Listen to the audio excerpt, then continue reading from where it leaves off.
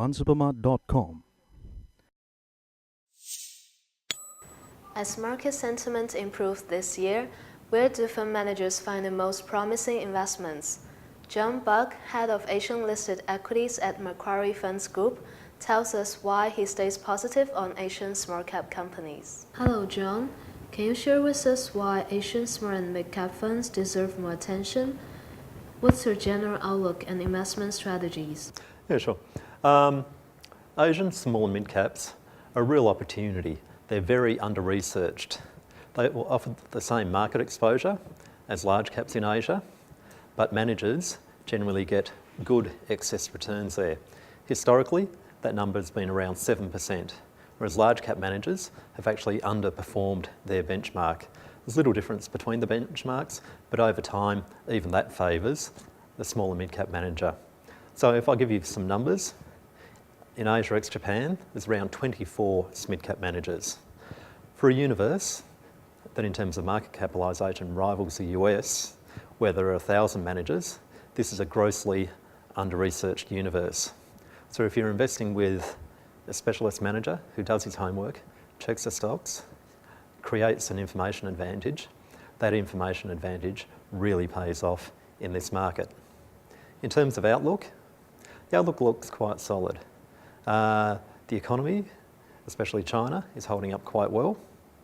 And we're cycling through a low at the moment, and even at this low, the economic situation looks pretty good. But beyond that, you've got a couple of factors really working in the favour. Inflation is beating. Inflation hit the cost line of companies last year. They could not pass it on, and we saw downgrades. Now we're seeing relief there. And the other factor, which is a large driver of equity markets, is monetary easing. We're seeing that across the board, across Asia. And that is a real positive factor that historically has driven equity markets with good reliability. From a valuation standpoint, are small cap companies still selling at a discount at the moment? Sure. A few things have to be explained there. Compared to large caps, small caps don't have the same exposure to the discounted financials and oil sector. If you normalise for that, small caps are trading at a discount of around 10-15%. In the last year, that discount widened, and certainly year to date, it's contracting. With a pickup in the economy and just generally over time, given that small caps are growing faster, you would expect that gap to close. Where do you find the most promising opportunities? Any country or sector that are likely to do better this year? Sure. Really, we think beyond 1 year. And we have some high quality, risk-adverse biases in our portfolio. That does steer us sector-wise towards the consumer discretionary sector, which is a very popular sector, especially in large cap space. But especially in the mid-cap space, small and mid-cap space, you find good value opportunities there.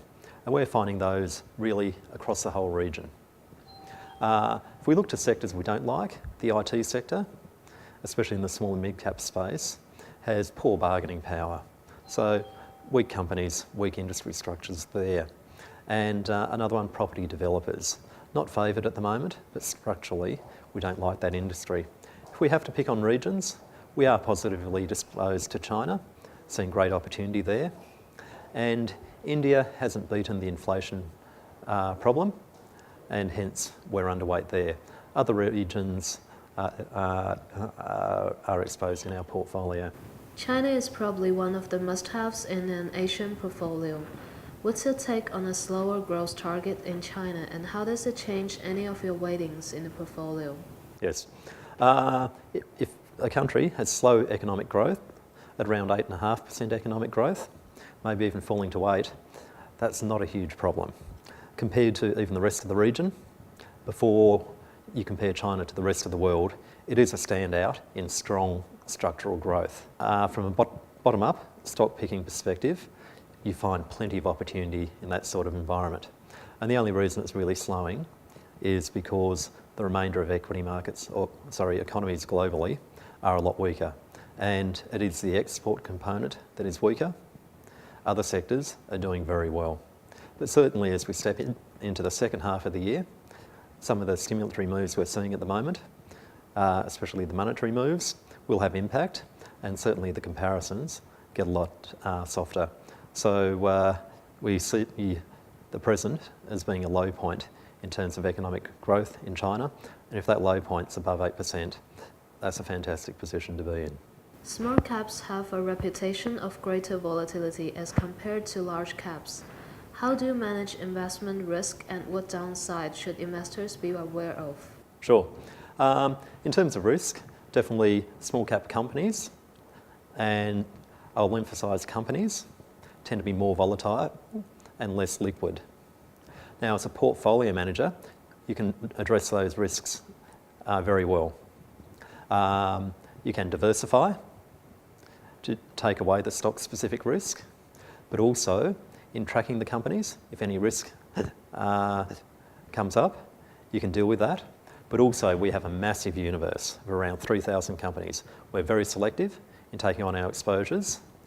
So what you generalise about our benchmark, you can take away through your stock selection.